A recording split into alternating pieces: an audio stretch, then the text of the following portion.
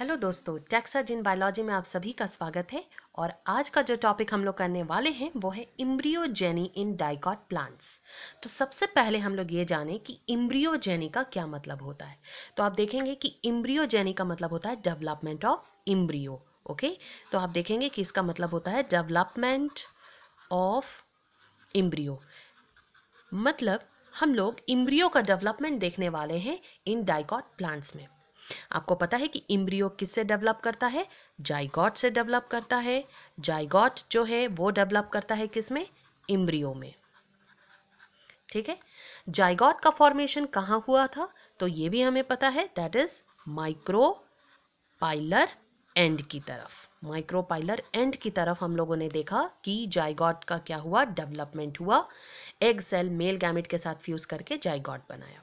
अब जाइगोट में लगातार माइटोसिस होगा और वो एक मास ऑफ सेल बनाएगा जिसे हम लोग कहेंगे इम्ब्रियो, जिसके पास पोटेंशियल होगा कि वो पूरा का पूरा प्लांट बॉडी को क्या कर सकता है, डेवलप कर सकता है। तो embryo has the ability to develop the whole plant body. पूरा का पूरा प्लांट बॉडी ये बना सकता है।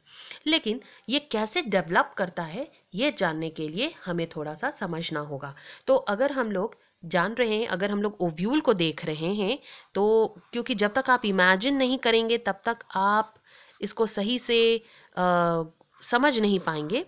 तो हम लोगों ने क्या देखा कि ये ओव्यूल है, ये इंटेग्यूमेंट्स हैं और ये माइक्रोपाइलर एंड है and this is the chalazal and.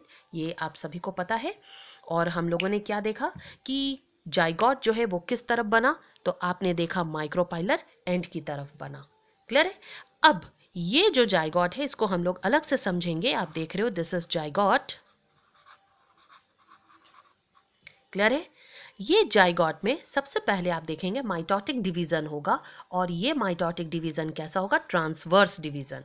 तो आप देखेंगे ट्रांसवर्स डिवीजन यहां पर हमें देखने को मिलेगा। ट्रांसवर्स डिवीजन में हम लोग क्या देखेंगे? दो सेल्स होंगे। ठीक है, आप देख रहे हो एक माइक्रोपाइलर की तरफ, नीचे से ही बिल्कुल हम लोग वैसे ही बना रहे हैं, और ऊपर चैलेजल एंड की तरफ, यानी कि इसमें हो गया ट्रांसवर्स डिवीजन। क्लियर है? अब आप क्या देख रहे हो कि जो माइक्रोपाइलर की तरफ बना है that is the larger cell. ये आपका क्या है? Larger cell. ये लार्जर सेल है। और एक बना है आपका स्मॉलर सेल। मगर आपको ध्यान रखना है कि ये भले ही स्मॉलर सेल है but it contain dense cytoplasm. मगर इसमें साइटोप्लाज्म जो है वो काफी डेंस होता है। जो माइक्रोपाइलर की तरफ लार्जर सेल बना है इसे हम लोग कहते हैं बेसल सेल। याद रखना है, इस सेल को हम लोग क्या कहेंगे? बेसल सेल या फिर सस्पेंसर सेल। तो इसे हम लोगों ने कहा बेसल सेल या हम लोगों ने कहा सस्पेंसर सेल। क्लियर है? और जो आप देख रहे हैं कि ऊपर की तरफ जो बन रहा है, यानी चैलेजल एंड की तरफ जो ये स्मॉल सा सेल बन रहा है, इसे हम लोग कहते हैं एपिकल सेल, या इसे हम लोग कहते हैं टर्मिनल सेल, या इसका एक और नाम है बच्चों, इम्ब्रियोनल सेल। क्योंकि इसी से आगे चलकर क्या बनने वाला है? इम्ब्रियो बनने वाला है। तो ध्यान रखें, हम लोगों ने क्या देखा कि यहाँ जो दो सेल बना जाइगोट में, जैसे ही ट्रांसवर्स डिवीजन हुआ, नीचे एक लार्जर सेल है माइक्रोपाइल की तरफ, उसे हम लोगों ने बेसल सेल या सस्पेंसर सेल कहा। और जो चैलेजल एंड की तरफ जो स्मॉल सेल है लेकिन उसका साइटोप्लाज्म बहुत डेंस है, उसे हम लोगों ने एपिकल सेल या टर्मिनल सेल या फिर हम लोग इसको इम्ब्रियोनल सेल भी कहते हैं। तो ये दोनों डिवीजन साथ में करना शुरू करेंगे, मगर इसको बहुत अच्छे से समझने के लिए हम लोग अलग अलग समझेंगे। तो सबसे पहला आप क्या देखेंगे कि जो बेसल सेल है ना, ये बेसल सेल्स जो है ट्रांसवर्सली डिवाइड करेगा और डिवाइड करते हुए आप देखेंगे एपिकल सेल को आगे की ओर पुश करेगा। यानी कि एपिकल सेल को आगे की ओर पुश करने का मतलब क्या है कि इसे एंडोस्पर्म की ओर ढकेलेगा। आपको पता है कि यहाँ बना हुआ है, सेंट्रल सेल की तरफ बना हुआ है क्या? एंडोस्पर्म, है ना। और एंडोस्पर्म में ढेर सारा फूड है। तो इम्ब्रियो को बनने के लिए फूड चाहिए, न्यूट्रिशन चाहिए, तो एंडोस्पर्म की तरफ ढकेलने का काम कौन करेगा? बेसल सेल करेगा। और बेसल सेल्स कैसे करेगा? सस्पेंसर सेल्स बनाकर। तो आप देखेंगे कि लगातार जो बेसल सेल्स है, ये जो बेसल सेल्स है इसमें क्या होगा? ट्रांसवर्स डिवीजन होगा। लगातार ये ट्रांसवर्सली डिवाइड करता रहेगा। और ज़रा हम लोग देखें कि ये कैसे ट्रांसवर्स डिवाइड करके इसे ऊपर की ओर ढकेलता जाएगा, वो आप देखिए। तो आप देखेंगे कि व्हाट विल हैपन, ये हो गया आपका बेसल सेल। अब ये लगातार ट्रांसवर्सली डिवाइड कर रहा है, तो आप देखेंगे कि 7 से 8 सेल है ना, यहाँ पर हम लोग मान के चले कि इस तरीके से 7 से 10 सेल, ओके, 7 से 10 सेल्स जो हैं ये ट्रांसवर्सली डिवाइड करता चला जाता है। 7 से 10 सेल ये बना देता है और उसको हम लोग क्या कहते हैं, सस्पेंसर। सस्पेंसर क्लियर है।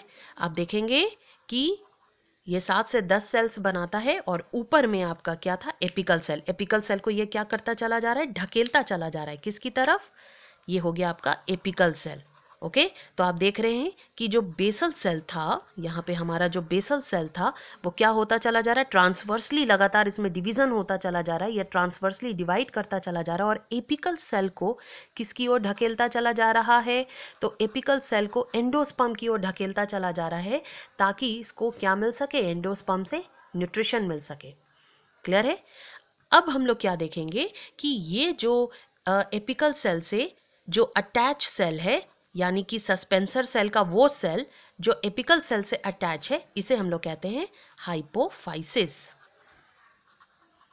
हाइपोफाइसिस, ये हाइपोफाइसिस जो है आगे चलकर रूट का पोर्शन बनाता है। इस बात को आप ध्यान रखें कि ये हाइपोफाइसिस आगे चलकर क्या बनाने वाला है, रूट का पोर्शन बनाने वाला है, रूट के पार्ट्स बनाने वाला है।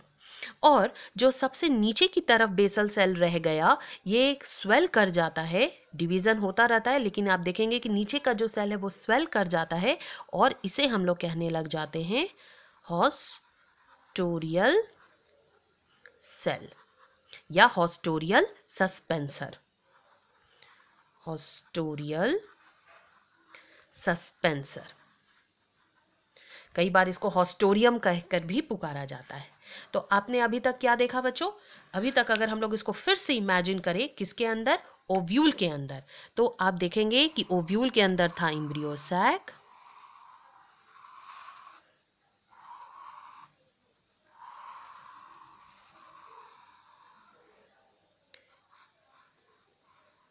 तो आप देखेंगे एम्ब्रियो सैक में आपने क्या देखा अभी तक, तो यहाँ पर आपका रह गया कौन सा सेल, हॉस्टोरियम।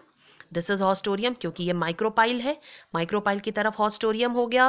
एंड ये लगातार इसमें ट्रांसवर्स डिवीजन हुआ है, 7 से 10 सेल ये डिवाइड किया है और सस्पेंसर बनाया है।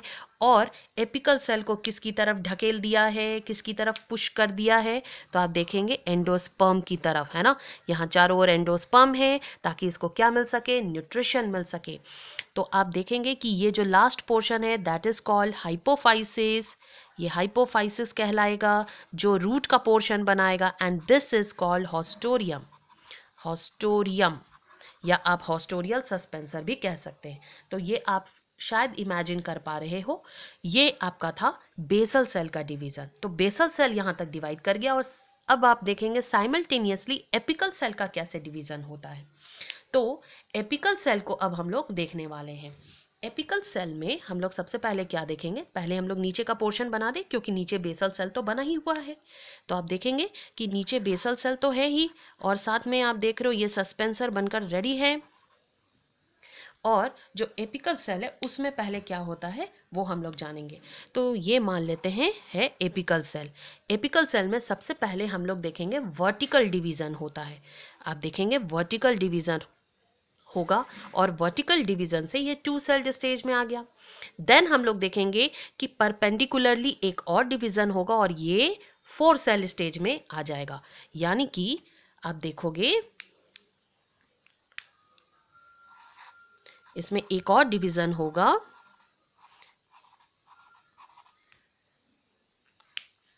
और ये आ जाएगा 4 सेल्ड स्टेज में।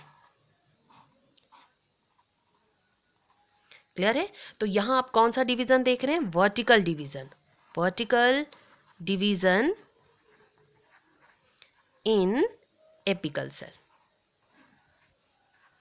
तो आपने क्या देखा कि 2 वर्टिकल डिवीजन के बाद, है ना, ये किस सेल में आ गया, 4 सेल स्टेज में। अब इसे हम लोग कहेंगे क्वाड्रेंट सेल। ओके, अब हम लोग इसे क्या बोलेंगे? Quadrant cell. अब आप क्या देखेंगे कि after 4 cell stage then again हम लोग देखेंगे कि यहाँ पर ट्रांसवर्स डिवीजन होना शुरू हो जाएगा और ये आ जाएगा 8 सेल स्टेज में। ओके, तो इसके बाद हम लोग देखेंगे ये क्या करना शुरू करेगा? ट्रांसवर्सली डिवाइड करना शुरू करेगा और ट्रांसवर्सली डिवाइड करके ये आ जाएगा कितने में? 8 सेल स्टेज में।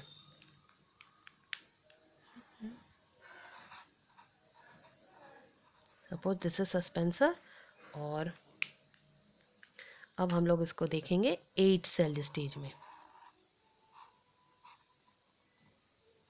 सपोज ये आ गया 8 सेल स्टेज, या जिसको हम लोग कह सकते हैं ऑक्टेट सेल।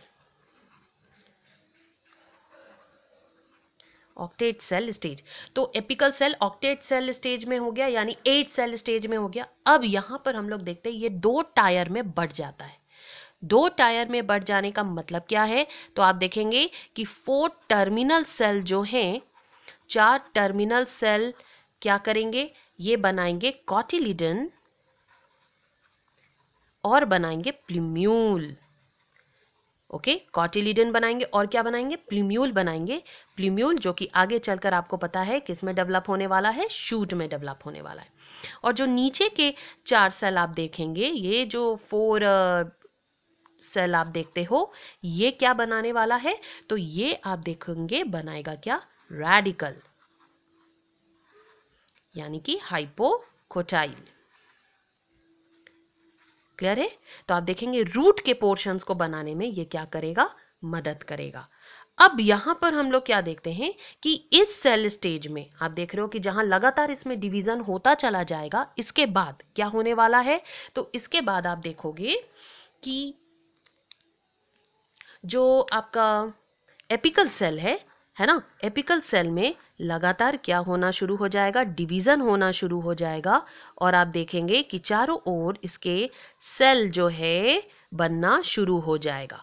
क्लियर है? जो आप देखेंगे कि ये चारों ओर जो सेल बनता है, दैट इज, आप देखोगे जो चारों ओर जो सेल बनेगा इसे हम लोग कहेंगे डर्मेटोजन। डर्मेटोजन, और यही डर्मेटोजन जो है आगे चलकर किसे अराइज करेगा? इपीडर्मिस को। क्लियर है? तब तक आप क्या देखेंगे कि जो हमारा एम्ब्रियो है उसका कैसा शेप हो चुका है? Globular shape. ओके, तो ये कैसा शेप आपको दिखाई दे रहा है? Globular shape. Globular shape. Clear है? अब इसके बाद हम लोग क्या देखेंगे कि लगातार अंदर जो प्रेजेंट पैरेन्काइमेटस सेल हैं वो लगातार डिवाइड करते चले जाएंगे और कुछ इस तरीके से डिवाइड करेंगे कि इनका जो शेप है वो कैसा हो जाएगा? Chordate shape. तो आप देखेंगे कि इनका जो शेप होगा वो कॉर्डेट शेप हो जाएगा, यानी कि हर्ट शेप हो जाएगा। लाइक दैट, इस तरीके से ये ऐसा डिवाइड करते चले जाएंगे। आप देखोगे कि सेल जो है कुछ इस तरीके से डिवाइड लगातार करते चले जाएंगे कि इनका जो शेप है वो कैसा शेप हो जाएगा? तो आप देखेंगे हर्ट शेप। क्लियर है? This is heart shape. और हर्ट शेप में आप देख रहे हो 2 कॉटिलिडन बनते चले जा रहे हैं और ये बीच का पोर्शन जो है ये प्लूम्यूल में कन्वर्ट हो जाएगा। तो जब इसे हम लोगों को एम्ब्रियो के अंदर दिखाना हो तो हम लोग कैसे दिखाएंगे? तो आप देखोगे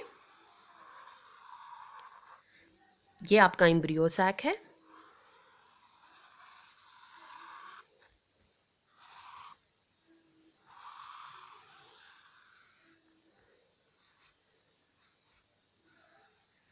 ओके, अब आप यहाँ पे क्या देख रहे हो? Micropyle and this one is challenger. अब हर्ट शेप एम्ब्रियो के बाद ये धीरे धीरे मैच्योर करने वाला है। तो यहाँ पर आपको क्या मिला था? यहाँ पर आपको मिला हॉस्टोरियल सेल, यानी कि हॉस्टोरियल सस्पेंसर सेल, और इससे अटैच आपको क्या मिले? सस्पेंसर। क्लियर है? वो लास्ट का सेल जो एम्ब्रियोनल सेल यानी कि एपिकल सेल से अटैच था उसे हम लोगों ने क्या कहा था? हाइपोफाइसिस। और आप देख रहे हो ये ढकेलता हुआ जो हार्ट शेप एम्ब्रियो है ये धीरे धीरे क्या होता चला जाएगा, मैच्योर होता चला जाएगा। और आप देखेंगे कि ये इस तरीके से क्या होता चला जाएगा, कर्व्ड होता चला जाएगा। क्लियर है? तो ये एपिकल सेल जो है ये मैच्योर होता चला जाएगा और कर्व्ड होता चला जाएगा। इसको आप ढकेलते चले जाओगे और आप जान रहे हो कि चूंकि ओव्यूल का शेप भी कर्व्ड है, तो ये जब डेवलप करेगा तो ये पोर्शन भी क्या हो जाएगा, आप देखेंगे ये लगातार इस तरीके से ऐसा डिवाइड करता चला जाएगा और ये पोर्शन कुछ इस तरीके से बन जाएगा। यानी कि एक बार आप इसको और अच्छे से देख ले, आप देखेंगे ये लगातार क्या होता चला जाएगा, ये कुछ इस तरीके से ऐसा कर्व्ड शेप में कन्वर्ट होता चला जाएगा, ऐसा घूमता चला जाएगा, जिसमें आप देखेंगे ये दोनों जो हैं बनाएंगे कॉटिलिडन और ये पोर्शन जो है वो आपका होगा प्लीम्यूल, जो कि आगे चलकर शूट बनाएगा। आप देखेंगे इसके नीचे का पोर्शन हाइपोकोटाइल और ये वाला जो पोर्शन आपने देखा that is the hypophysis. Hypophysis, hypocotyl, जो कि आगे चलकर ये दोनों मिलकर क्या बनाएंगे, रूट का पोर्शन बनाएंगे। क्लियर है? आप देखेंगे ये भी बिल्कुल कर्व्ड होता चला जाएगा, ये आगे की ओर बढ़ता चला जाएगा और लास्ट में सस्पेंसर्स जो हैं वो क्या हो जाएंगे, डीजेनरेट हो जाएंगे। तो इस तरीके से हम लोग क्या देखते हैं, इम्ब्रियो सैक के अंदर कैसे इम्ब्रियो का डेवलपमेंट होता है।